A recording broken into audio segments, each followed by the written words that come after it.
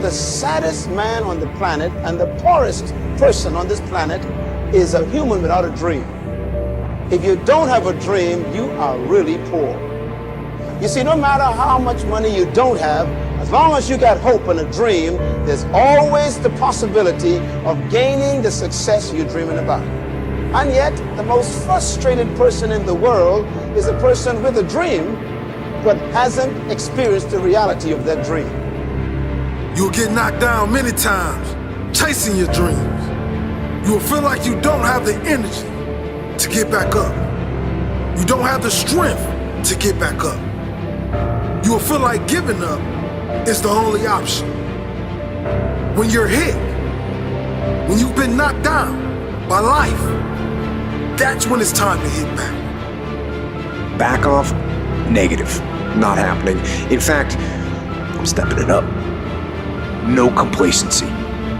No complacency. No backing off. No slack whatsoever. Bring it. Fight. Fight that ticking clock with everything you got. And the earlier you get in the game and get on track, the better life you're gonna have. Character's not something that we inherit. Character's something we gotta wake up every single day. We gotta fight and we gotta build it. You gotta begin with the end in mind, so whatever your dream or your goal is, you gotta wake up every day to it. That's what life is about, stretching and challenging, looking for ways that you can begin to improve yourself. But not only is it important that you believe and begin to know that it's possible for you to live your dream as you run toward it, but it's necessary that you work on yourself, that you develop yourself. It's necessary that you get the energy drainers out of your life, people who don't want anything, people who are not striving, people who are not challenging themselves, people who aren't growing, people who have stopped dreaming. It's necessary that you get the losers out of your life if you want to live your dream. There's always a reason to quit. There's going to be times when your circumstances are inconsistent with your dreams. And in those moments, you have two choices. Number one, you can reduce your life to your present circumstances, give up on it, settle. Or you can believe your life will catch up with your dream if you won't quit and won't give up. Never allow circumstances to change the dream in your heart. Never, never allow circumstances to change the dream in your heart.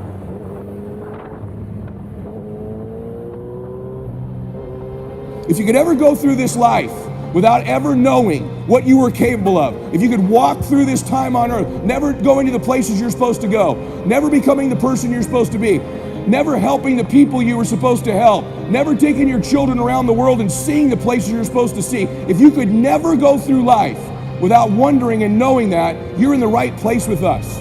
See, in your life, you're going to get what you tolerate.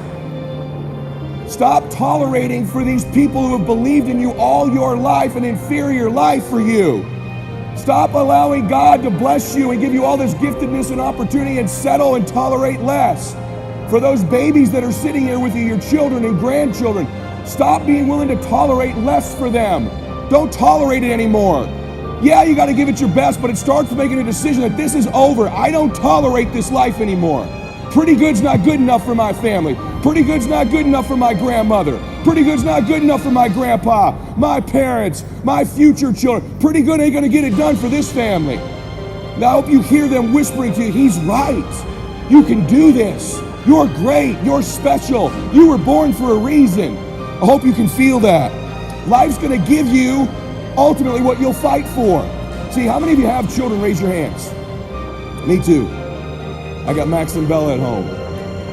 You ever notice when you go to a Little League game when they were playing their sport, how there's all those kids on the field, but who do you see? You see yours. It's almost like the other kids are barely there. You're like, yeah, they're cute kids, where's mine, right? Don't you do that?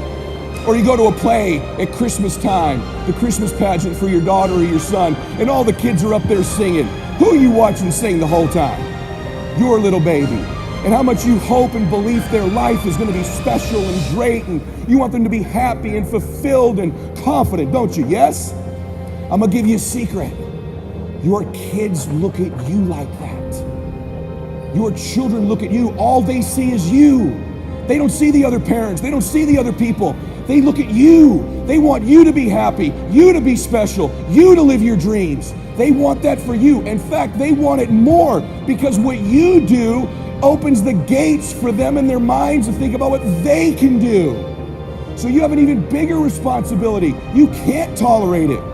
See, you can't go to your children and say you can be whatever you want. Because what if they look back at you and say, well, Daddy, if I can be whatever I want, if I can do anything, how come you haven't? How come you and Mommy haven't? You don't want them to think that about you. We've all gotten to an age, haven't we, in our lives where we figured out we love our parents dearly, but we figured out who they are, haven't we? Good, bad, and indifferent. Your children are going to figure out who you are. They're going to grow to an age where they know. Maybe they already have. And you know what? This is your shot to change it. They're always going to love you, but they can be proud of you.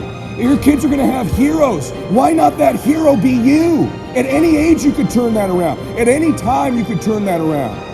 I want to challenge you to do that. I want this to fill you. I want you to think about it. I want it to move you. I want it to energize you. And when you get weak, when someone quits, when an appointment cancels, when some yahoo tells you shouldn't be doing this, and you're not good enough, or there's something better, or whatever they tell you, you remember why you're doing it. I want to sow it into you right now. I want you to know why you're doing this. Now here's the next note to make. 5 years from now, you will arrive. The question is, where? This is for mature people now. If you keep up your present disciplines and keep up the present pace that you're on, where will you be in 5 years? Boy, it's easy to say, hey, I haven't really thought about that. So now make this note. In 5 years, here's the probability. You will either arrive at a well-designed destination or an undesigned destination. Well-designed or undesigned. And I promise you, 5 years from now, you really don't want to arrive at an undesigned destination. Because you may very well wind up wearing what you don't want to wear, driving what you don't want to drive, living where you don't want to live, maybe doing what you don't want to do. Simply because you didn't design a better destination. Key phrase, up front, the decisions are easy. Now, sometimes after we've lived a few years now, to repair our mistakes and get back on track seems like a tough job. If you've messed up your health for 10 years, I'm telling you, it takes more than 10 days to get it back. But here's the key, and it's so exciting to talk to the teenagers. Make the note, if you start early, the fortune belongs to you. If you start early. All fortunes that are available to humans, if you start early, the promise looms large and the odds are heavy in your favor. Now, yes, it's possible to do some radical things starting late and still arrive with some good treasures and some good things. But when you haven't got that much time left, now sometimes the decision has to be so drastic, people are not willing to make it, and they're too tired and too weary and too ill. And say, look, I don't have much time left, it's not going to happen for me anyway. It's easy to take that attitude. But everyone here, we've got the time over the next 10 years. We've got the time the next 20 years. We've got the time the next 30 years to make some repair now in our errors of the past and set up some new disciplines. And I'm telling you, that's going to change everything. So, 5 years from now, I wish for you to arrive at a well-designed place.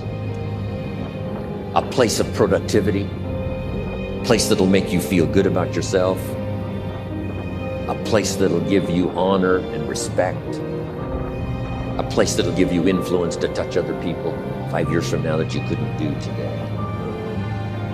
Add small goals. Now, if that doesn't work, like if you can't make the goals small enough to achieve, you know, it might be that you're not being humble enough with regards to your conceptions of your own ability. But you can tell if the goal that you put forward is a reasonable one if you're actually implementing it. Because if you're not, then by definition, it's not a reasonable goal. You know, like let's say you're sleeping all the time and your room is just a bloody complete disaster. You know, and you think, well, I should clean up my room. It's like, well, maybe you can't. But maybe tomorrow you could hang up 2 shirts, you know, or you could Or you could move 2 shirts from your bedroom to the laundry room. Or you could bag up a bag of dirty clothes that you could conceivably take to a laundromat. And you just do that one thing, you know? If your room's a catastrophe and you do that one thing and then you did one thing like that for 15 days or 20 days, maybe your place would be in order. And so the trick is to get the trajectory right.